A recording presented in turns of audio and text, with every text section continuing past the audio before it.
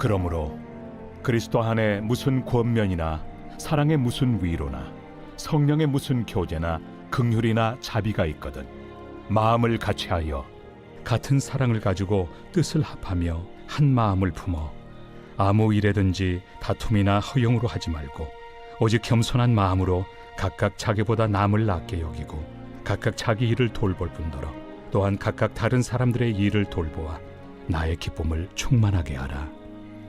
너희 안에 이 마음을 품으라.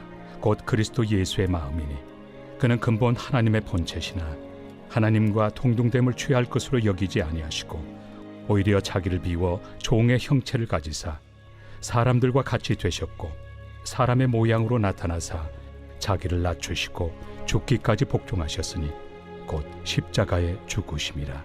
인사하겠습니다. 참 잘 오셨습니다. 예수님 닮기를 원합니다 하고 인사하시기 바랍니다. 우리 모두가 예수님을 닮기를 원합니다. 그 닮음의 열쇠가 어디에 있냐? 우리의 마음에 있어요. 마음. 외형. 우리 누군가를 닮았다 할 때는 외형을 많이 합니다. 눈에 보이는 모습들. 하지만 정말 중요한 닮음은 바로 마음입니다. 우리가 예수님을 닮기를 원한다는 것은 그분의 마음을 닮기를 원하는 것이나 마찬가지입니다. 그리고 그분의 마음은 그분의 말과 행동을 통해서 흘러나오게 되어 있어요. 우리가 주님의 말과 행동을 닮아가는 것이 바로 예수님을 닮아가는 것이고 예수님의 마음을 닮아가는 것입니다. 그래서 사람을 판단하기 위한 가장 좋은 재료가 그 사람의 마음이에요. 마음. 그 사람이 행하는 모습들의 그 근원에는 바로 마음의 모습을 가지고 있다는 거예요. 그 말과 행동이 근원이 어디에 있겠습니까? 바로 마음이라는 것입니다.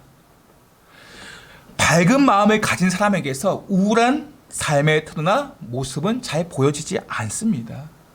염려, 걱정이 많은 사람에게서 밝고 활동적인 모습이 나타나지 않습니다.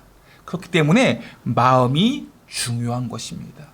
우리의 이 마음이 예수님의 마음을 닮기를 소망합니다. 오늘 우리가 함께 본 빌립보서는 바울이 유럽에 세운 최초의 교회로서 그 교회에 바울이 보낸 편지입니다. 우리 잘 알고 있듯이 옥중서신, 감옥에서 쓴 편지 중 하나입니다. 바울은 빌립보 교인들이 자신이 이렇게 감옥에 투옥되었음에도 불구하고 후원을 아끼지 않습니다. 마음을 다해 후원하고 있습니다. 그러한 가운데 있는 빌립보 교인들을 향해서 넘치는 기쁨, 그 기쁨을 가지고 쓴 편지가 바로 빌립보서입니다. 바울은 이 빌립보서를 통해서 하나님의 소망을 가지고 오히려 그들을 위로하고 있습니다. 그래서 기쁨의 서신이라고 합니다. 그런데 이 빌립보 교회에 문제가 있어요. 문제. 정말 열심을 다해 마음을 다해 바울을 후원하고 많은 하나님의 영광을 나타내고 이를 감당하는 교회임에도 불구하고 문제가 있다는 거예요. 지상교회에는 다 문제가 있어요. 문제가 없는 교회가 없어요. 완전한 교회가 어디에 있겠어요? 지상교회. 이 문제에 대해서 사도 바울이 이 교회의 핵심적인 문제가 무엇이고 그 문제한 답이 무엇인가를 오늘 본문이 제시하고 있습니다. 그렇다면 오늘 빌립보 교회의 문제가 무엇일까요? 말씀 한번 읽어보겠습니다. 2장 2절부터 4절까지 말씀입니다. 함께 이렇게 천천히 읽어볼게요. 시작. 마음을 같이하여 같은 사랑을 가지고 뜻을 합하여 한 마음을 품어 아무 일이든지 다툼이나 허용으로 하지 말고 오직 겸손한 마음으로 각각 자기보다 남을 낫게 여기고 각각 자기 일을 돌볼 뿐더러 또한 각각 다른 사람의 일을 돌보아 나의 기쁨을 충만하게 하라. 지금 이 빌립보 교회의 문제가 무엇인가? 마음을 같이 해야 되는데 같이 하지 못한다는 거예요. 한 마음을 품지 못하고 있다는 거예요. 또한 성도들 사이에 다툼이 있다는 거예요. 다툼. 자신의 권리와 특권만 주장하려고 하는 가운데 갈등을 하고 있습니다. 상대방에 대해서는 크게 관심이 없어요. 늘 자기 일만 돌보는 거예요. 서로 일을 함께 돌아보아야 하는데 자기 일만 돌보고 있다는 것입니다. 아마 이런 빌립보 교회 문제는 이 지상교회 또 많은 교회 함께 있는 문제이기도 합니다. 이 교회가 세속화 속에서 하나이지 못함과 다툼, 자신의 권리만 주장하는 모습, 교회에 오래 다녔다 할지라도, 신앙생활에 열심이라 할지라도 그러한 다툼과 갈등이 있다는 것입니다. 하나이지 못함이 있다는 것입니다. 이러한 빌립보 교회를 향해서 사도 바울은 그리스도 예수 안에서 이 마음을, 그리스도 예수 안에서 그리스도 예수의 마음을 품으라고 지금 권면하고 있는 것입니다. 이 문제의 열쇠가 어디에 있다는 것입니까?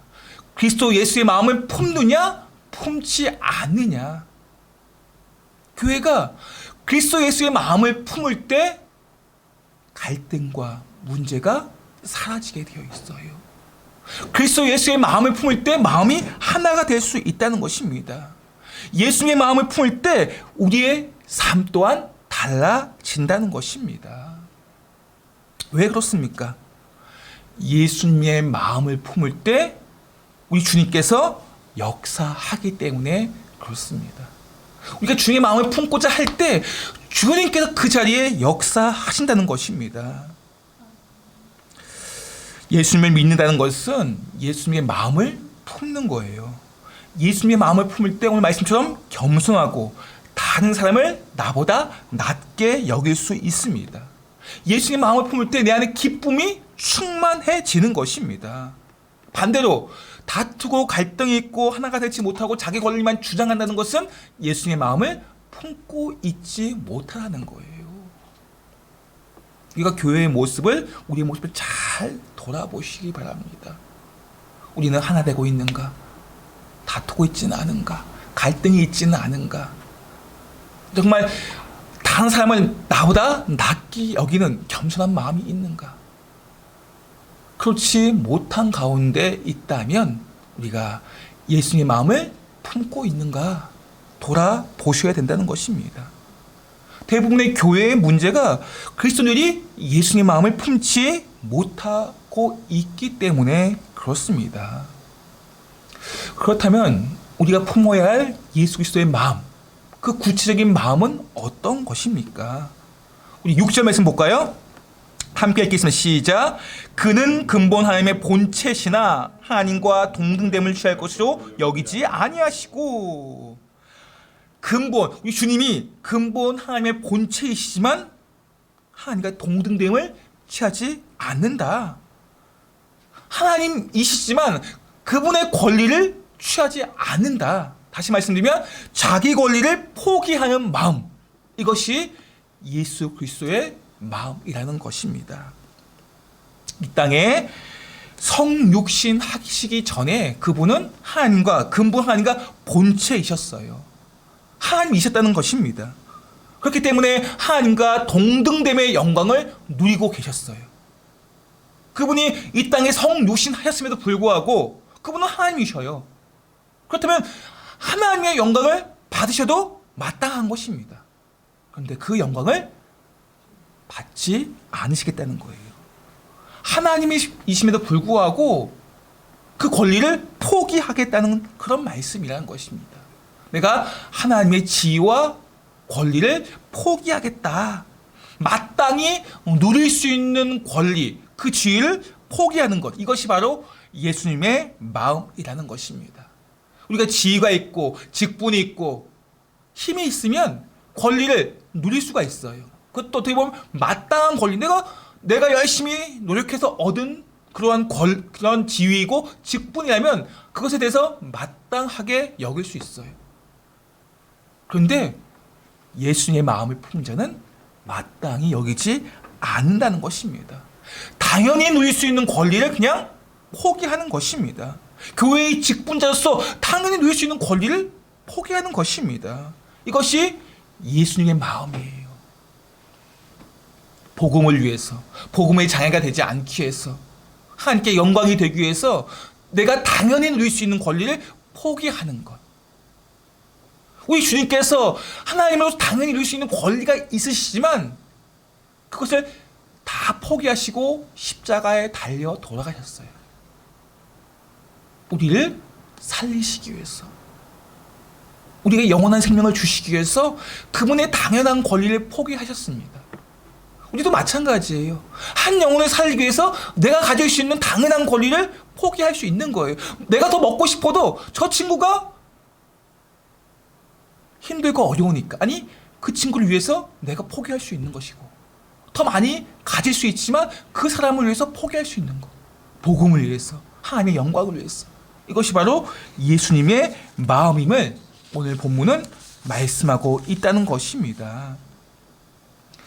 근데 우리들의 삶, 세상은 그렇지 않잖아요. 권리를 포기하는 것이 아니라 오히려 그 권리를 과도히 누리려고 한다는 거예요, 문제가.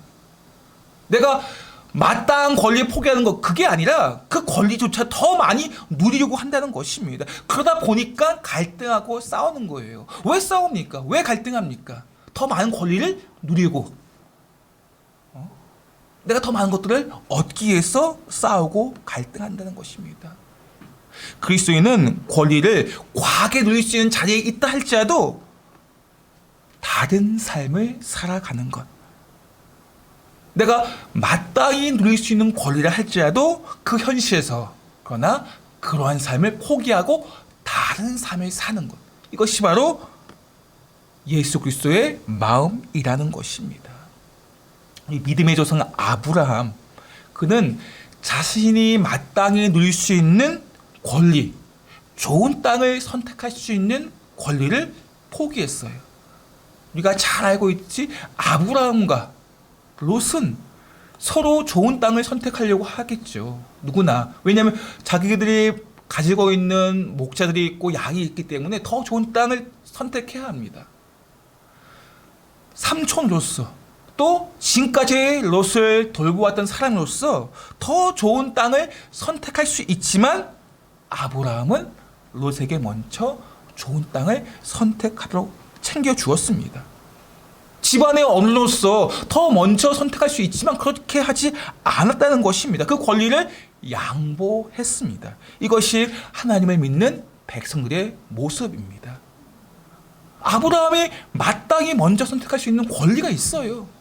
그런데 롯을 위해서 먼저 양보했다는 것입니다. 이것이 예수님의 마음이에요.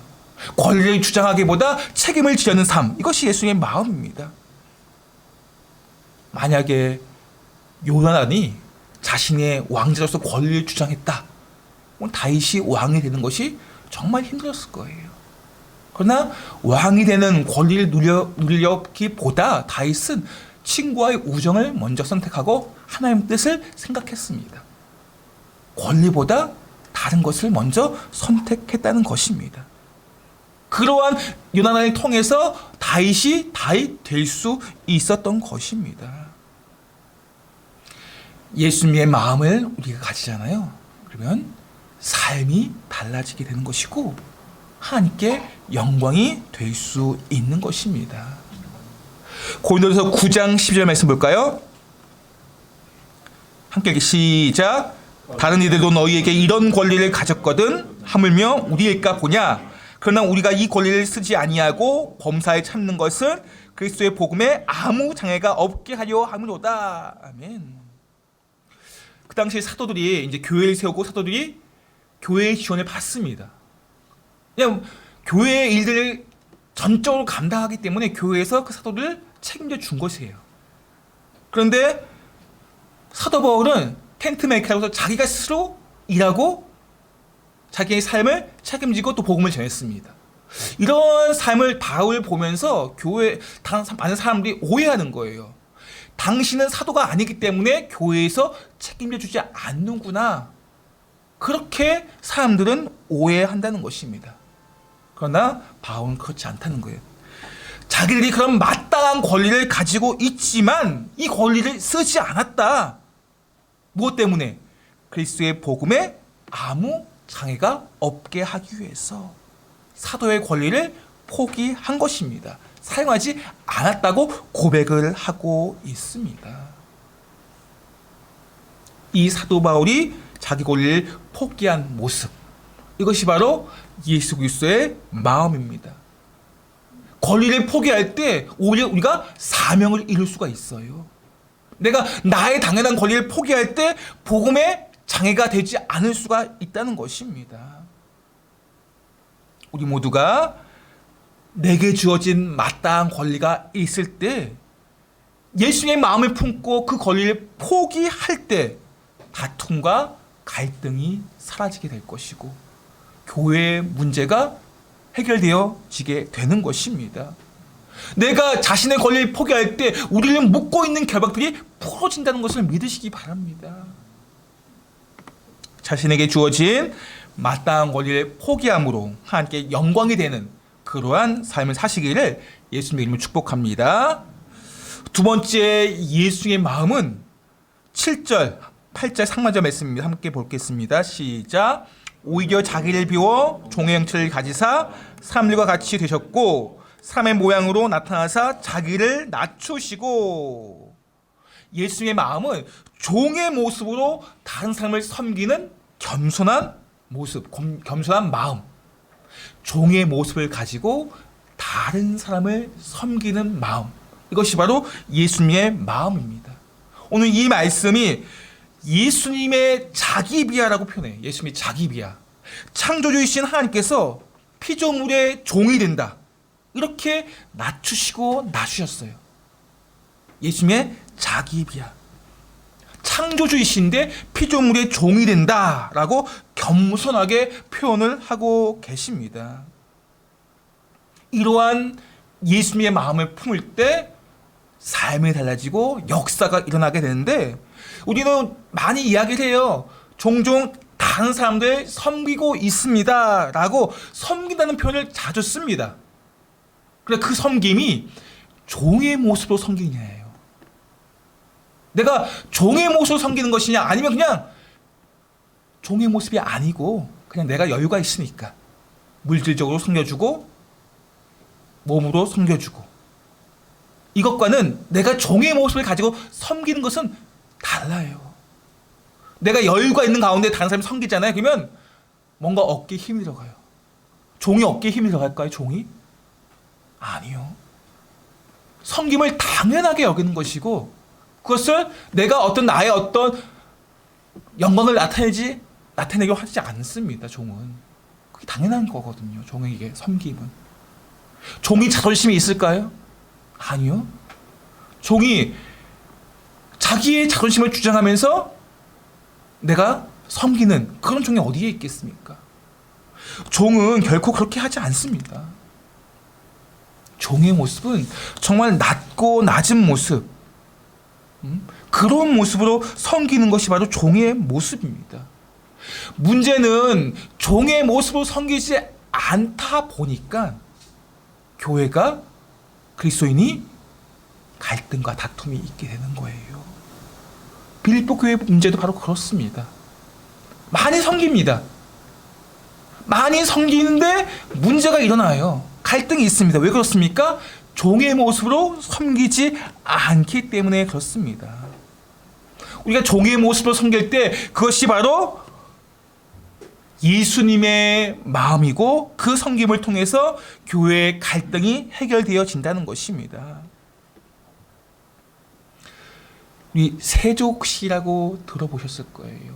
요즘도 종종 세족식을 하고 있지만, 이전에 성경학교 수련회 가운데 단골 프로그램이 세족식이었습니다. 예수님의 제자들이 예수님으로부터 발 씻김을 당합니다. 생각해 보세요. 누군가의 발을 씻는다는 것은 그 당시는 종이 주인에게 행하는 행위였습니다. 주인이 밖에 나갔다 돌아오면 종이 그 주인의 발을 씻겨줍니다. 그 발을 씻겨줄 때 어떻게 씻겨줄까요? 무릎을 꿇고 씻겨줍니다. 종의 모습은 바로 이렇습니다.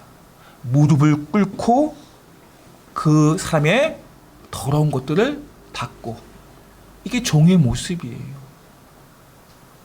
우리가 섬기는데 이러한 종의 모습으로 섬기지 않다 보니까 힘이 들어가고, 내가 이만큼 해줬는데 왜 나에게 그렇게 해주지 않는가 하면서 뭔가를 불평하고, 그런 모습이 있다는 것입니다. 종으로 다른 사람들을 섬길 때 무릎을 꿇는다고 했습니다. 우리는 누군가를 섬길 때 우리의 무릎을 꿇습니까? 그렇지 않아요. 누군가를 섬길 때 나는 오히려 당신이 나에게 무릎을 꿇어야지. 그러한 교만함이 우리 안에 있을 수가 있어요. 내가 당신을 섬겨줬으니까, 돈을 줬으니까 오히려 무릎을 꿇는 것은 내가 되어야 되는 게 아니라 당신이 되어야 됩니다. 그렇게 이야기하는 것이나 마찬가지예요. 그런데 우리 주님은 섬겨주시면서 무릎을 꿇으셨습니다. 이러한 섬김이, 이렇게 예수님께 섬길 때 공동체, 사회에, 가정에 놀라운 역사가 있는 것입니다. 우리가 무릎 꿇음 가운데 누군가를 섬겨주잖아요. 그 무릎 꿇음 가운데 제자들의 발을 씻겨주는 주님을 만날 수가 있어요. 우리가 주님을 만나야 되잖아요. 주님을 어떻게 만날 수 있겠습니까? 예수님께서 제자의 발을 씻겨주기 위해서 무릎을 꿇었을 때, 우리가 다른 사람을 섬기려 할 때, 무릎 꿇는 가운데 섬길 때 주님을 만날 수가 있는 것입니다. 많은 그리스도인들이 섬김을 내세우고 섬김을 말하고 있지만 종의 모습과 같이 섬기지 않기 때문에 오히려 함부로 말하고 행동할 때가 있다는 것입니다. 그래서 교회가 문제가 끊이지 않고 갈등이 있는 것입니다. 종의 마음을 가지고, 종의 모습을 가지고 섬길 때 하나님의 은혜의 역사가 그 현장에 있게 됨을 우리는 기억하셔야 돼요. 내가 섬긴다고 해서 그냥 그 자리에 역사가 일어난 게 아니고, 오늘 주님께서 섬기신 것처럼 종의 모습으로 누군가를 섬길 때 그 자리에 주님이 역사하시는 것입니다. 왜 섬기는데도 역사가 일어나지 않을까요? 왜 봉사하는데도 역사가 일어나지 않을까요? 종의 모습으로 섬기지 않기 때문에 그렇습니다. 우리가 종의 모습으로 누군가를 섬기잖아요. 우리의 삶이 변할 뿐만이 아니라 가정과 직장과 그리고 사회가 변화되어진다는 거예요. 한번 그렇게 섬겨보세요. 내가 종의 모습으로, 어쩔 수 없이 섬기는 거 말고요. 그냥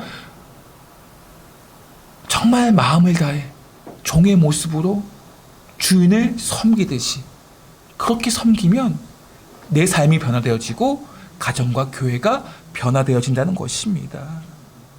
우리가 종의 모습으로 섬김을 통해서 그러한 은혜를 누리시기를 예수님이 축복합니다. 마지막으로 예수님 마음 8절 하반절 말씀 한번 보겠습니다. 시작. 죽기까지 복종하셨으니 곧 십자가에 죽으심이라. 예수님의 마음은 죽기까지 복종, 순종하는 마음입니다. 그리스도의 완전한 순종을 의미하죠. 예수님께서 이 땅에 오신 이유는 죽기 위해서예요. 하나님의 뜻을 따라 자기 몸을 희생 제물로 내어주시기 위해서, 인류의 죄를 대속해 주시기 위해서 이 땅에 오셨습니다. 그래서 예수님의 마음은 죽기까지 순종하는 마음, 대충 순종하는 것이 아니에요. 정말 온 마음을 다해 철저하게 주님을 죽기까지 순종하는 마음, 이것이 예수님의 마음입니다. 우리도 순종한다고 말합니다.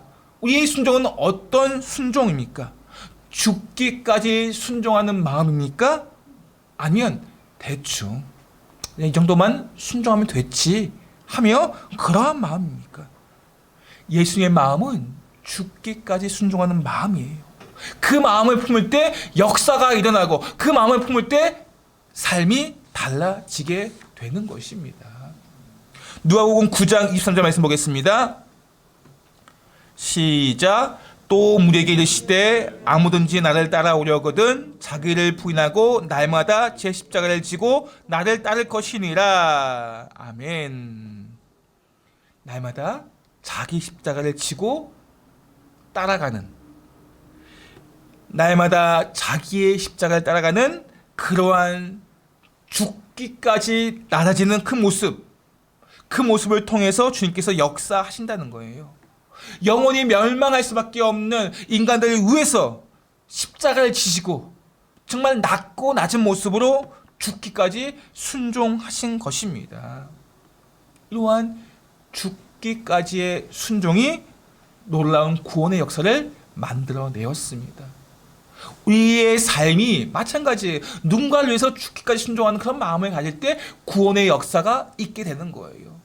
우리의 가정 가운데, 우리의 친척 가운데, 우리의 많은 삶 가운데, 직장 가운데 구원의 역사가 있기를 원하신다면 죽기까지 순종하는 그런 모습이 있다면 그 모습을 통해서 하나님께서 역사하시고 영적 전쟁에서, 세상에서 승리할 수 있다는 것입니다. 말씀의 이제 결론입니다. 예수님의 마음은 무엇이 옳고 그르냐, 시시비비를 따지는 그러한 모습이 아닙니다. 예수의 마음은 모든 것을 내가 주님께 맡기고 주인이 아닌 종의 모습을 가지고 하나님을 섬길 때, 오늘 찬송가 455장 우리가 찬양했습니다. 주님의 마음을 본받는 자, 그 마음의 평강이 찾아옴은 험악한 세상을 이길 수 있는 그 힘이 하늘로부터 임한다고 작사가가 작사를 했어요. 우리가 주님의 마음을 품을 때, 본받을 때 그 마음 안에 평강이 찾아옵니다. 이 세상은 험악한 세상입니다. 그 마음에 평강이 찾아오게 되고 세상을 이길 수 있는 힘이 예수님의 마음을 품을 때, 예수님의 마음을 본받을 때 있다고 고백하고 있습니다. 예수님의 마음을 품으면 모든 갈등이 사라지게 되어 있어요. 예수의 마음을 품으면 이기지 못할 시험이 없습니다. 예수의 마음을 품으면 그때부터 우리의 삶이 변화가 일어나게 되는 것입니다. 마귀는 우리가 예수의 마음을 품지 못하도록 방해합니다. 우리 안에 예수의 마음을 품으면 마귀의 그 모습이 사라지게 되어 있어요. 마귀 역시 계속해서 그 마음을 주려고 합니다. 자기의 마음을 주려고 해요. 근데 우리가 우리 힘으로 마귀의 마음을 없앨 수 없어요. 내가 예수의 마음을 품을 때 마귀가 주는 마음이 사라지게 되는 것입니다. 탐욕과 음란과 시기와 질투, 이런 마음들이 내 안에 생겨납니다. 그런데 이런 마음들이 사라지게 할 수 있는 것은 우리가 예수님의 마음을 품을 때 그러한 마음들이 사라지게 되는 것입니다. 예수의 마음을 통해서 우리가 평강의 복을 누리시고 이 세상에서 승리하는 그러한 삶을 사는 우리 주님의 백성들이 되시길 바랍니다. 마지막으로 고린도전서 2장 16절 말씀 우리 함께 읽겠습니다. 시작. 누가 주의 마음을 알아서 주를 가르치겠느냐? 그러나 우리가 그리스도의 마음을 가졌느니라. 우리가 그리스도의 마음을 가졌느니라. 이러한 선포를 하시기 바랍니다. 이러한 기도를 하시기 바랍니다. 내가 예수 그리스도의 마음을 가졌다. 내가 예수 그리스도의 마음을 품기를 원합니다.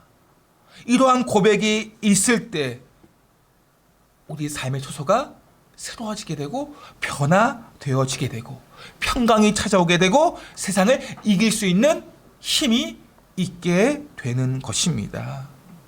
오늘도 예수 그리스도의 마음을 품으시고 우리에게 주어진 삶의 현장이 새로워지고 세상을 이길 수 있는 그러한 능력과 평강에 있기를 예수님의 이름으로 간절히 축원드립니다.